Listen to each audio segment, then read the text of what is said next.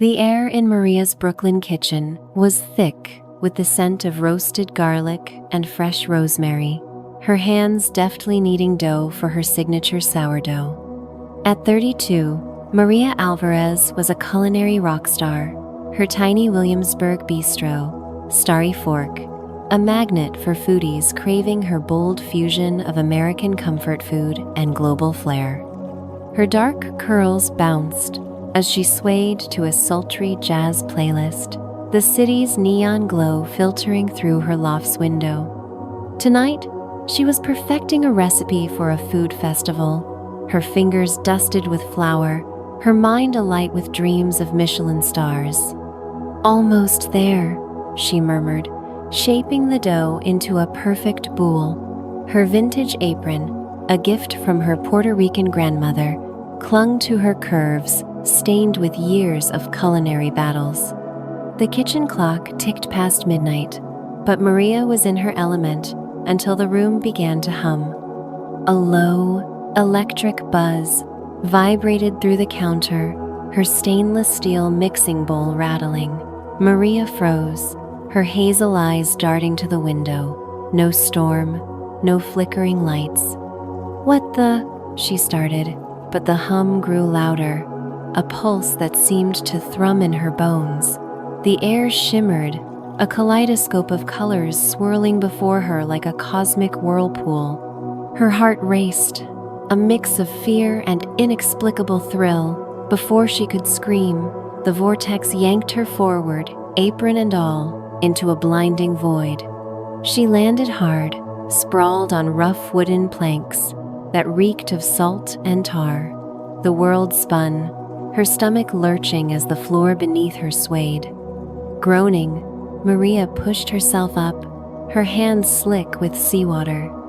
The jazz was gone, replaced by the creak of timber, the slap of waves, and distant shouts in a language she vaguely recognized as Spanish.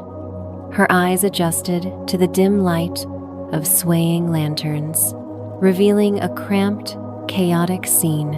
Barrels lashed to walls, ropes coiled like snakes, and men in tattered tunics staring at her like she'd sprouted wings. "Where am I?" she whispered, her voice trembling.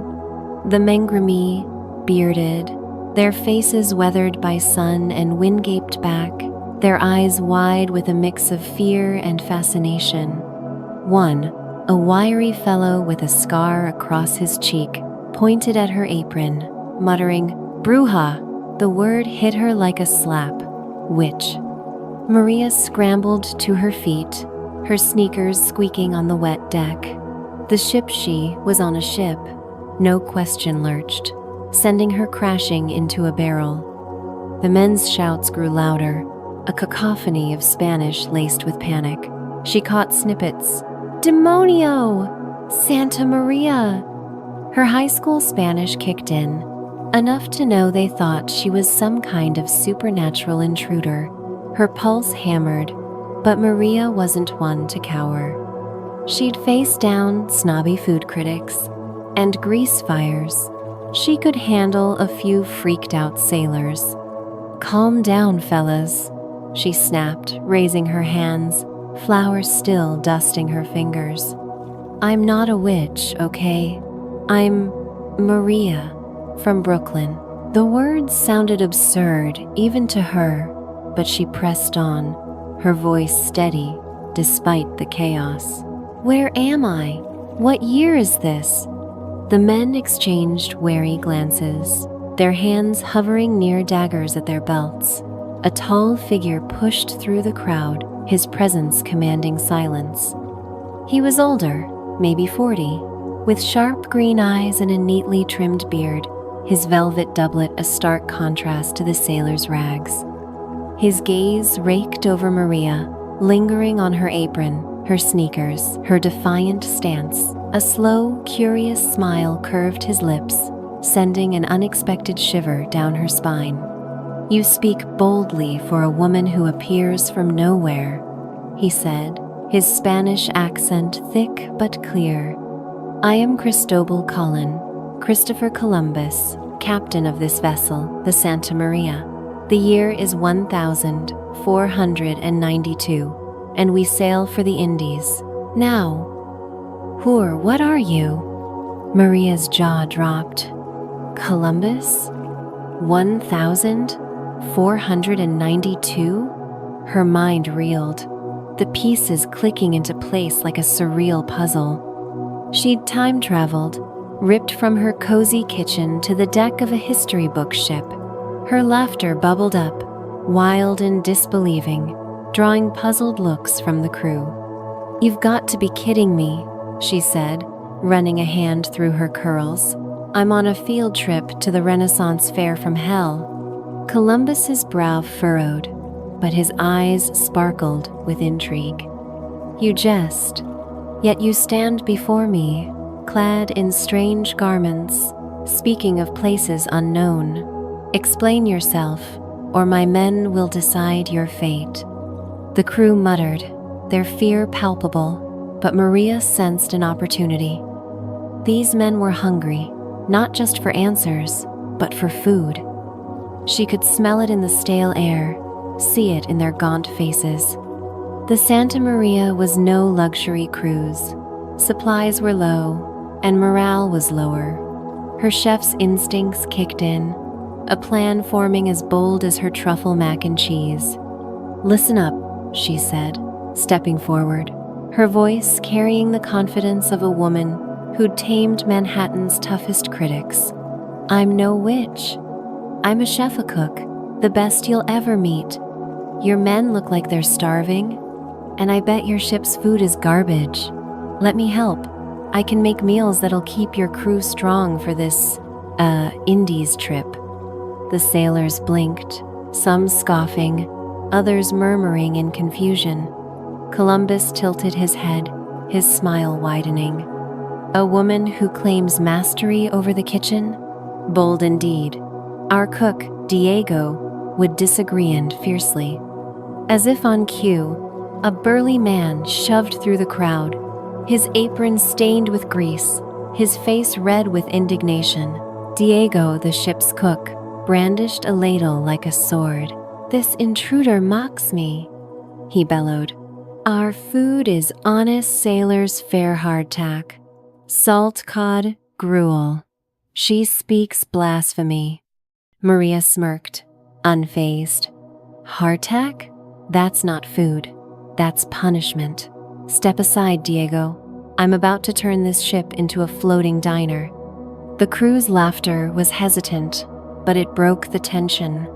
Columbus raised a hand, silencing them. "Very well, Maria of Brooklyn," he said, his voice low, almost teasing. "Prove your worth. Feed my men something worthy of your boasts, and you may earn a place among us. Fail, and..." He let the threat hang, his eyes locking with hers, a challenge that felt oddly electric. Maria nodded, her heart pounding with a mix of terror and excitement. She was stranded in 1492, surrounded by suspicious sailors on a ship bound for history. But she had her skills, her wits, and a fire in her belly that no vortex could extinguish. The Santa Maria was about to get a taste of Brooklyn, and Maria Alvarez was ready to cook up a revolution. The Santa Maria groaned under the weight of the Atlantic's restless waves, its timbers creaking like an old jazz club, settling into a late-night set. Below deck, Maria Alvarez stood in the ship's cramped galley, her apron dusted with flour and her hazel eyes glinting with defiance. The air was thick with the sour tang of old fish and the musk of unwashed sailors, but Maria was in her element, her Brooklyn grit a blazing shield against the chaos of 1492. She'd been yanked from her Williamsburg kitchen into this floating relic of history, and now, with Christopher Columbus's intrigued gaze and a crew of skeptical sailors watching, she had a chance to prove herself not just as a survivor, but as a culinary sorceress.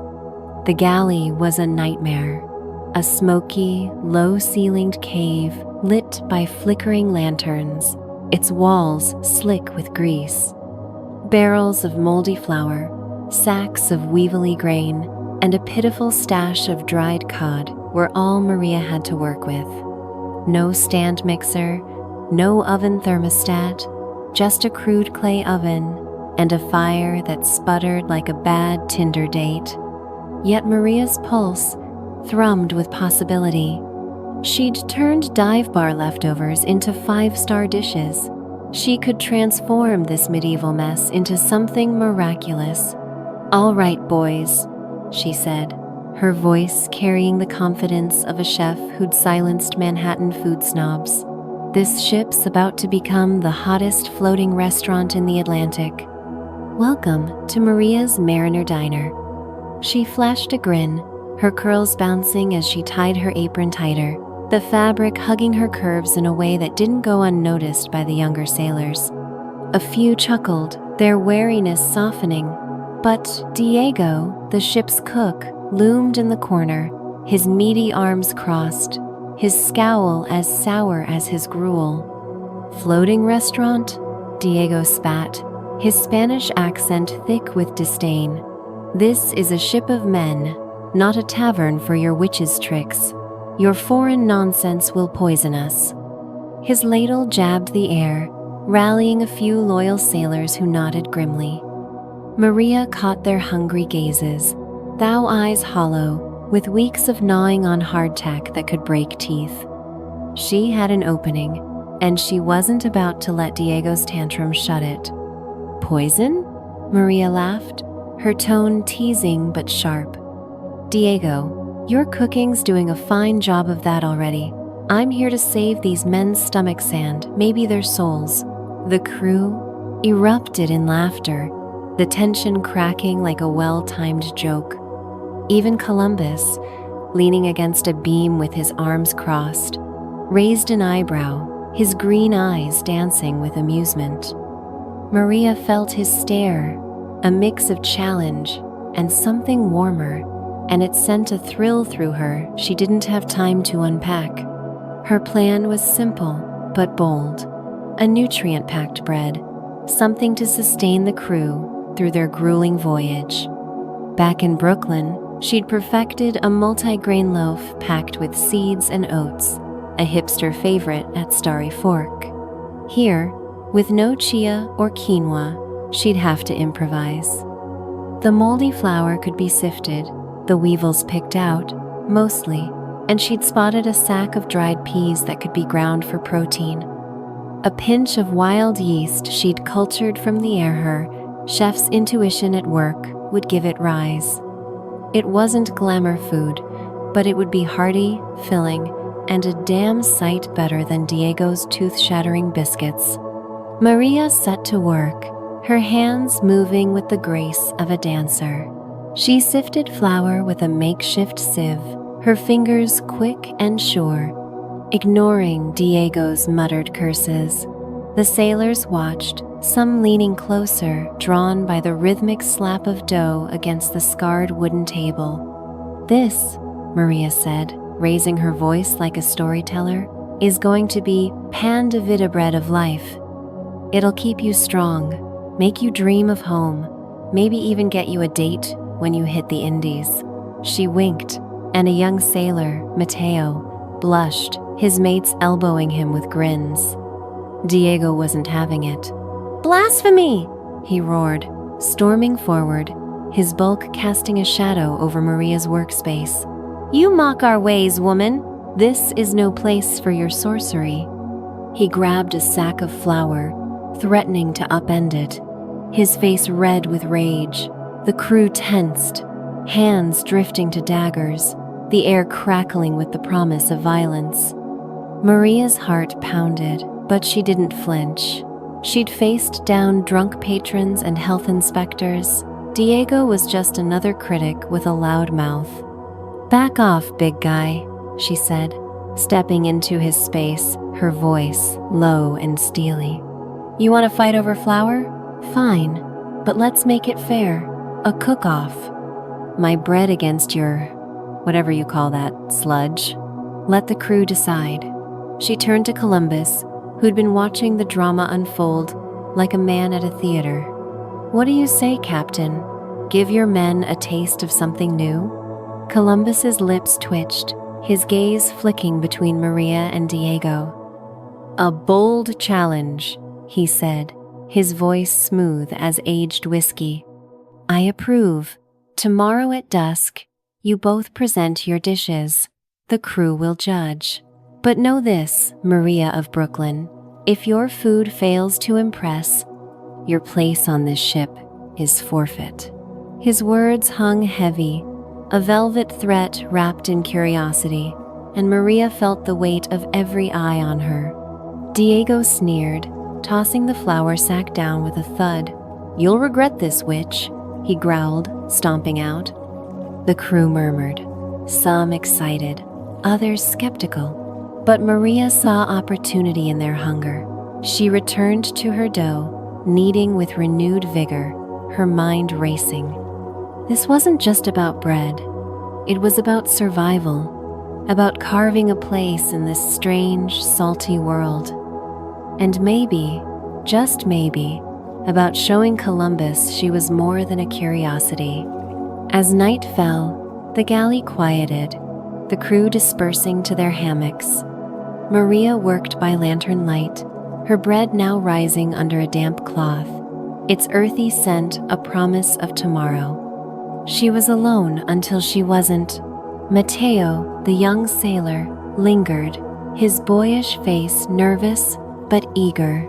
Senora Maria, he whispered, glancing over his shoulder. Your bread. It smells like my mother's kitchen in Cadiz. How do you do it? Maria smiled, wiping sweat from her brow. It's not magic, Mateo. It's love, a little science, and a lot of stubbornness. Stick with me, kid, and I'll teach you a trick or two. He beamed, and for a moment, Maria felt a pang of homesickness for her Brooklyn crew, her family, her life. But then she caught a glimpse of the stars through a porthole, vast and endless, and something stirred in her a hunger for this adventure, for what she could build here. The next day dawned bright, the Santa Maria cutting through waves like a blade. Maria's bread baked in the clay oven, its golden crust cracking under her careful watch. Diego, meanwhile, slaved over his pot of gruel, a grayish slop that made the crew wince. As dusk approached, the deck buzzed with anticipation, sailors gathering in a ragged circle, their faces lit by torchlight. Columbus stood at the center, his presence magnetic, his doublet catching the glow. Maria felt his eyes on her again, a silent challenge, and she squared her shoulders, ready to serve. Diego went first, ladling his gruel into wooden bowls. The crew grimaced, some choking it down out of duty, others spitting it over the rail. Muttered curses filled the air, and Diego's face darkened, his fists clenching. Then it was Maria's turn. She stepped forward, her bread sliced into hearty wedges, its warm, nutty aroma cutting through the sea's briny sting. "Eat up, gentlemen," she said, her voice sultry, playful. "This is Brooklyn soul food, 1492 style." The first sailor took a bite, his eyes widening, then another and another, the deck erupting in gasps and murmurs of delight. "It's soft," Mateo cried, crumbs on his chin. "And it tastes like life." The crew devoured the bread, some laughing, others clasping Maria's hands in gratitude. Even Columbus took a bite, his expression unreadable at first, then softening into a nod of approval. "Remarkable," he said, his voice low, and Maria felt a flush of triumph and something else, a spark she didn't dare name. Diego's rage boiled over.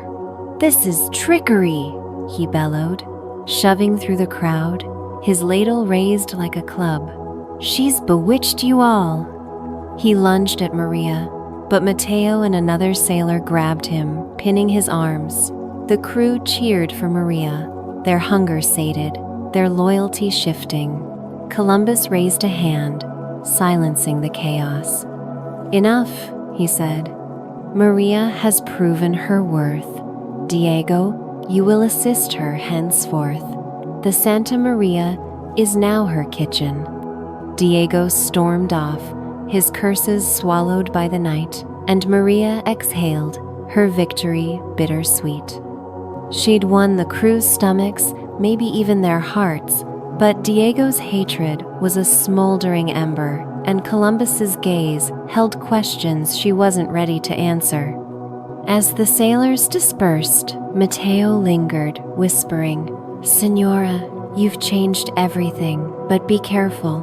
Diego speaks of dark things, and the captain watches you too closely."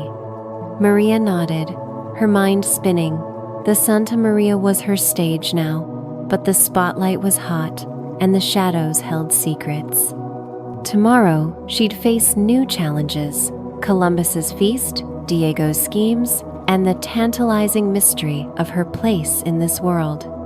For now, she stood under the stars, the taste of victory as rich as her bread, and wondered what the tides would bring. The Santa Maria sliced through the Atlantic's inky waves, its sails snapping in the dawn breeze like a jazz drummer's cymbal crash. Below deck, Maria Alvarez stood in the galley, her apron a battle-worn badge of her Brooklyn roots, her hands trembling not from fear, but from the electric thrill of a challenge that could make or break her. 2 days, that's all Christopher Columbus had given her to conjure a feast worthy of his weary, half-starved crew, succeed, and she'd cement her place on this creaking ship of history. Fail, and she'd be cast ashore, a time-traveling chef, abandoned in a world that burned witches for less than a good recipe. The galley was a sweltering dungeon, its air heavy with the ghosts of Diego's rancid gruel and the faint promise of Maria's rising dough. Her victory in the cook-off had won the crew's stomachs, their cheers still echoing in her mind, but Columbus's command was a gauntlet thrown at her feet. "A feast to rival the courts of Spain," he'd said, his green eyes glinting with a mix of challenge and something dangerously close to fascination. 2 days, Maria of Brooklyn, do not disappoint.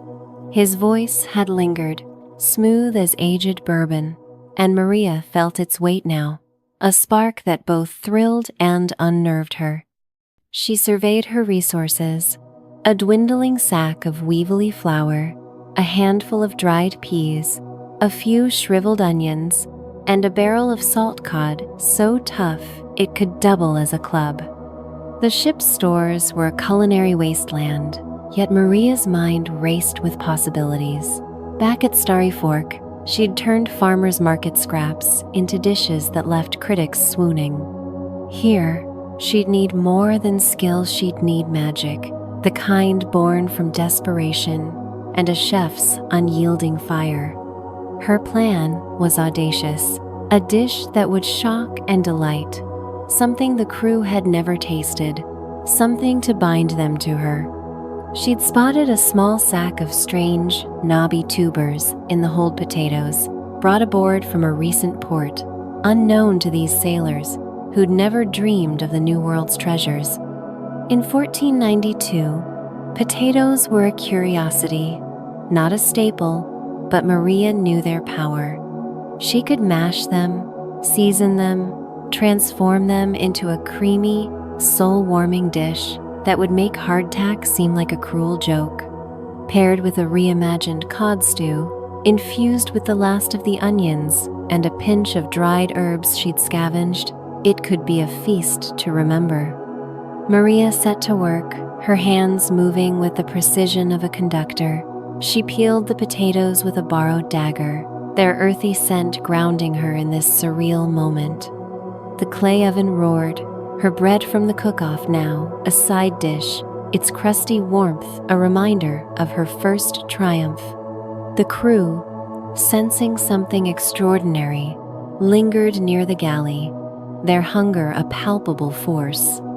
Matteo, the young sailor who'd become her unofficial sous chef, hovered at her side, his boyish grin a lifeline in the chaos.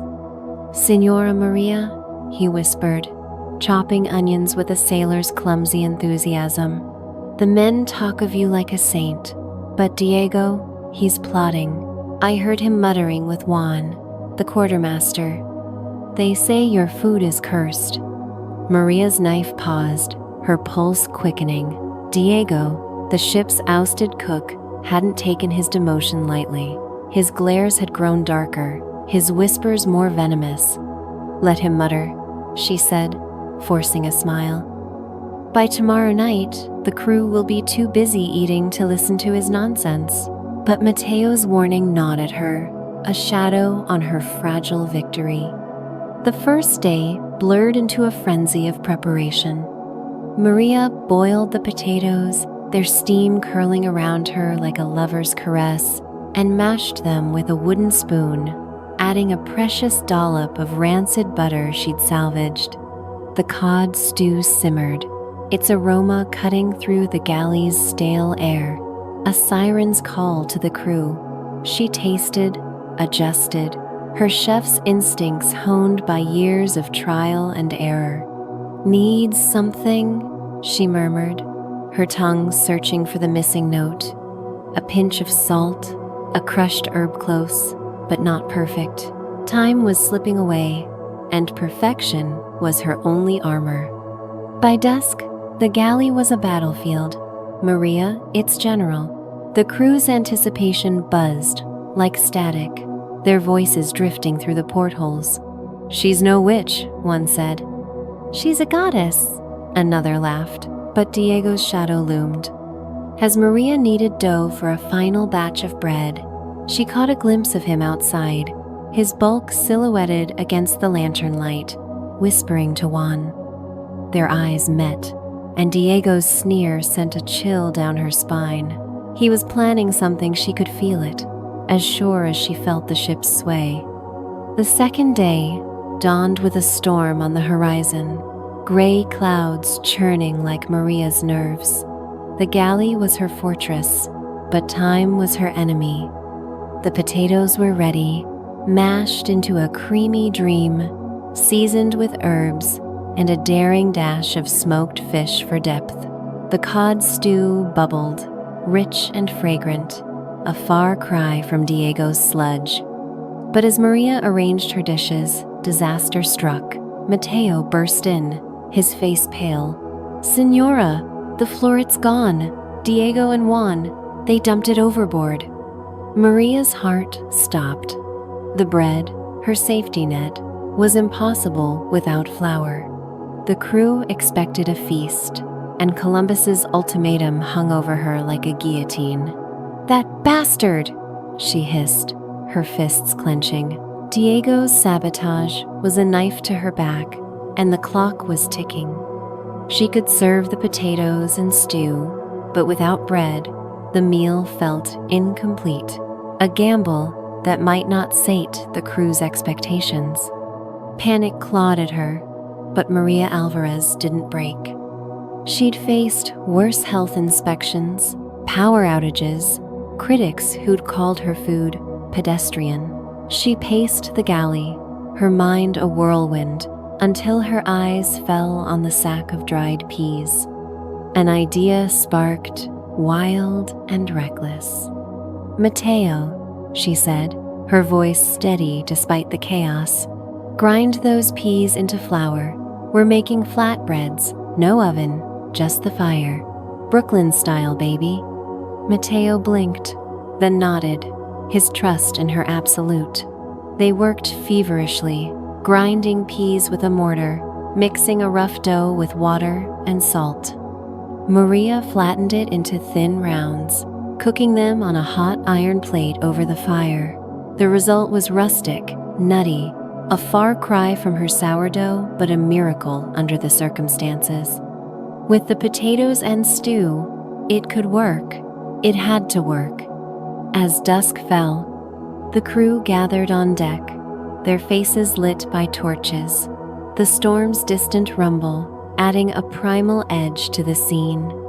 Columbus stood at the center, his doublet impeccable, his gaze locking onto Maria with an intensity that made her breath catch. "The hour is upon us," he said, his voice carrying over the wind. "Present your feast, Maria of Brooklyn, or face the consequences." Diego lurked at the edge, his smirk a taunt, Juan at his side. Maria ignored them, her heart pounding, as she and Mateo carried out the dishes. The mashed potatoes, golden and creamy, drew gasps. The cod stew, steaming and fragrant, silenced the skeptics. The pea flatbreads, stacked high, were a humble but proud addition. "Gentlemen," Maria said, her voice sultry, commanding, "welcome to Maria's Mariner Diner, Night 2, dig in." The crew hesitated, then dove in, their spoons clattering, their moans of delight rising like a chorus. The potatoes were a revelation, their creamy warmth a hug from a world they didn't know. "What is this?" Mateo cried, his mouth full. "It's like heaven!" The stew warmed their bones, the flatbreads a chewy surprise that soaked up every drop. Even Columbus, taking a slow bite, closed his eyes, a rare smile breaking through his stoic mask. "Extraordinary," he murmured. And Maria felt a rush of triumph, her body humming with victory. But Diego wasn't done. As the crew cheered, he shoved forward, his voice a bellow. "This is sorcery!" he roared, pointing at the potatoes. "These roots are devil's work, unknown to God, fearing men. She'll doom us all," Juan echoed him, stirring the crowd, and a murmur of fear rippled through the sailors. Maria's triumph teetered, the crew's adoration wavering under Diego's venom. She saw Columbus's eyes narrow, his hand resting on his sword, and knew her fate hung in the balance. "Enough!" Maria shouted, stepping onto a barrel, her silhouette fierce against the torchlight. "These roots are food, Diego, not curses. They'll keep you alive when your gruel fails. You're not angry because I'm a witch. You're angry because I'm better." She turned to the crew, her voice softening, seductive. "Taste it again. Feel it. This is hope, not hell. Who's with me?" The crew roared, their loyalty surging back, spoons raised like swords.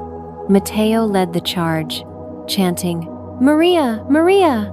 Diego's face crumpled, his gambit crushed. Columbus stepped forward, his hand raised for silence. "The feast is a triumph," he declared, his gaze pinning Maria. "You have earned your place, and more. Tomorrow, we speak of your future, perhaps even the Indies." His smile was a promise, a danger, and Maria's pulse raced with both fear and thrill. As the crew dispersed, their bellies full, Maria stood alone on deck, the storm's first raindrops kissing her skin. Diego's defeat was sweet, but his hatred was a lingering poison. Columbus's words echoed, hinting at paths unknown, and Mateo's earlier warning Diego's dark things gnawed at her. She'd won the battle, but the war for her place in 1492 was far from over. The stars above burned bright, and Maria wondered, with a shiver of anticipation, what her next dish would cost her. The Santa Maria danced on the Atlantic's restless waves, its timbers singing a haunting melody under a sky ablaze with stars. Maria Alvarez stood on the deck, her apron loosened, her dark curls teased by the salty breeze. her hazel eyes reflecting the torchlight like twin flames. The taste of victory lingered on her tongue, as rich as the mashed potatoes that had silenced the crew's doubts and won Columbus's rare praise. Her feast had been a triumph, a culinary spell that turned hunger into adoration, but the night held secrets darker than the ocean's depths, and Maria felt their pull, a siren's call to a destiny she could barely fathom. The deck buzzed with the crew's lingering revelry, sailors swapping tales of her heavenly roots and toasting with watered-down wine. Maria's potato dish had sparked a revolution, its creamy warmth a revelation to men who'd never tasted the New World's gifts. The cod stew and pea flatbreads had sealed her legend, and Columbus's words, "You have earned your place," and more echoed in her mind, a velvet promise laced with danger. But Diego's defeated sneer and Mateo's whispered warnings of dark things gnawed at her, shadows on her hard-won glory. And now, as the crew dispersed, a new challenge loomed. Columbus's invitation to join his expedition to the Indies, a chance to etch her name in history or lose herself in it. Maria leaned against the ship's rail, the wood cool against her skin, her vintage apron clinging to her curves, stained with the battle scars of her galley war. Brooklyn felt like a fever dream, her Starry Fork bistro, a distant star in a life she might never reclaim. Yet here, in 1492, she was alive in a way she'd never been, her chef's fire stoked by the thrill of this strange, salty world. The stars above seemed to whisper, urging her to choose, stay, conquer, or seek a way back to her time. Footsteps broke her reverie, deliberate and commanding.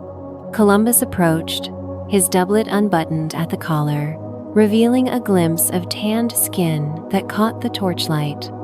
His green eyes held her, a storm of curiosity and something hotter, sending a shiver down her spine. "Maria of Brooklyn," he said, his voice low, intimate. "You have bewitched my menet with sorcery, but with skill. The Indies await, and I would have you at my side, cooking for kings, perhaps." He stepped closer, his breath warm, his presence a magnetic pull. "What say you?"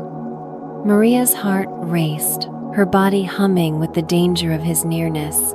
He was a legend, a man who'd rewrite the world, and his offer was a gilded key to a future she could barely imagine. But his gaze held a hunger that wasn't just for her food, and Maria wasn't naive. She'd danced this dance before, with charming critics and silver-tongued investors. "Tempting, Captain," she said, her voice sultry, teasing, "but I don't sign on without a menu plan. What's the catch?" Columbus's laugh was a low rumble, his eyes never leaving hers. "The catch is the sea, the unknown, the glory, the grave. You've proven your worth, but the journey demands more. Will you risk it?"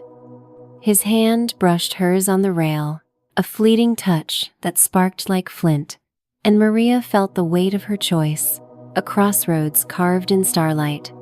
Before she could answer, a shadow moved in the corner of her vision.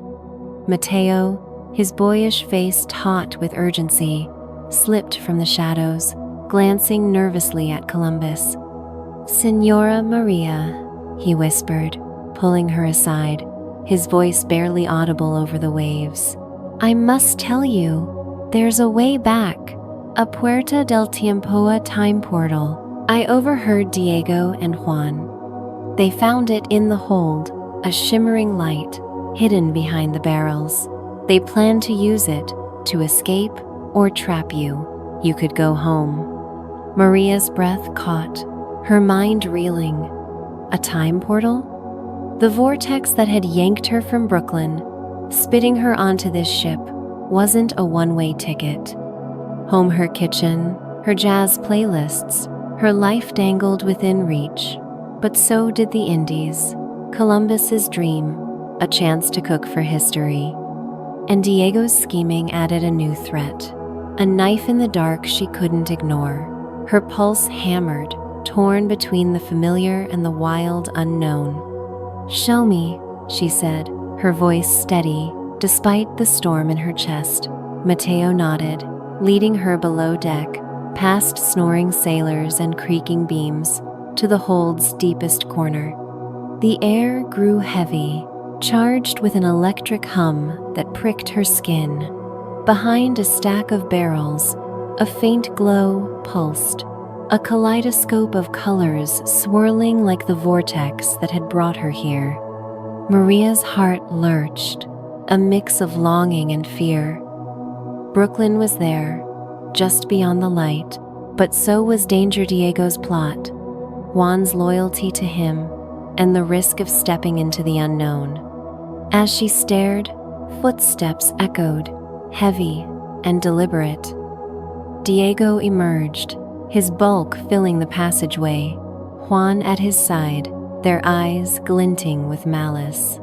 "So, the witch seeks her escape," Diego sneered, his ladle replaced by a dagger, its blade catching the portal's glow. "You've ruined me, woman. Now you'll pay trapped in time. Or dead." Juan drew his own knife, blocking the exit, and Maria's blood ran cold. Matteo froze, his courage faltering, and the hold became a cage, the portal's hum a mocking lullaby. Maria's chef's instincts kicked in, sharp as her paring knife. She'd faced down grease fires and irate suppliers. She could handle 2 bullies with blades. "Diego," she said, stepping forward, her voice a sultry blade of its own.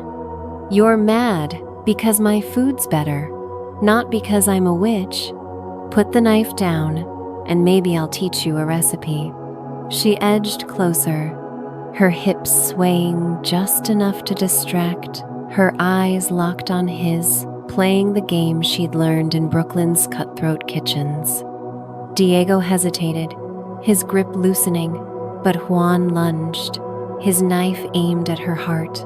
Maria dodged, her sneakers slipping on the damp floor, and grabbed a barrel lid, swinging it like a shield. The wood cracked against Juan's arm, sending his knife clattering. Matteo snapped into action, tackling Juan's legs, and the two crashed into the barrels, the hold erupting in chaos. Diego roared, charging at Maria, but she was ready. She ducked, grabbed a sack of potatoes, and swung it hard, catching him in the jaw. He staggered, dazed, and Maria shoved him toward the portal. The vortex flared, its colors blinding, and Diego stumbled into it, his scream swallowed as he vanished. Juan scrambled to his feet, but Matteo pinned him, panting. "Go, Senora," Matteo shouted. "Decide now!" The portal pulsed, its hum a heartbeat, and Maria stood frozen, her mind a battlefield. Brooklyn called her family, her bistro, her safe, familiar life. But the Santa Maria held adventure, Columbus's promise, a chance to cook for a world on the brink of change. And Diego's disappearance meant the portal was real, but unstable, a gamble either way. Footsteps thundered above Columbus, drawn by the commotion. Maria's eyes flicked to the portal, then to Matteo, his face pleading. She thought of her grandmother's apron, her jazz-filled nights, the fire in her belly that had carried her here. "Matteo," she said, her voice soft but firm, "tell the captain I'm considering his offer." She stepped toward the portal, her heart a drum, then paused, turning back. "And keep the galley warm for me." With a final glance at the ship, Maria leaped into the vortex, the world dissolving in a rush of light and sound. Where she'd land, Brooklyn, the Indies, or somewhere else entirely, was a mystery, a recipe, unwritten. The Santa Maria faded, but its taste lingered, a promise of stories yet to come. Want to know where Maria lands? Will she return to Brooklyn's neon glow, cook for kings in the Indies, or face a new time-twisting adventure? Stay tuned to my channel for the next chapter of Maria's culinary saga, where the past and future collide in a feast of fate.